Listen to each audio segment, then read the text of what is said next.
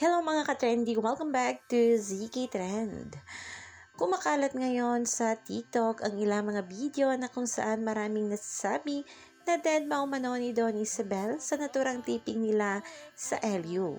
Kahit pa nga marami nang naglalabas ang mga larawan at video na sobrang clingy na ng Don Bell sa isa't isa, ay grabe talaga itong mga bashers at marami pa ring mga ebas patungkol nga dito sa ating Don Bell. Ito nga ang video ni pinost ng nasabing basher sa TikTok. Na ayon nga dito sa kanya ay dead umano si Bell kay Donnie. Kung titingnan naman natin ng video ay kitang-kita naman na walang nangyaring deadma sa pagitan nga ni Donnie at Bell.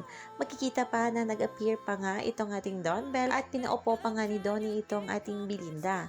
Grabe na talaga itong mga bashers kung ano na lang ang sinasabi. Masira lamang ang imahe nga ng ating Don Bell. Makikita pa dito sa isang video na may sariling mundo pa nga ang dalawa sa LU. Kahit ano pa ang sasabihin nga ng mga bashers ay nananatiling buo ang suporta ng mga bubblies sa Don Bell dahil alam naman natin kung ano ang totoo pagtungkol nga sa ating Donnie at Bell.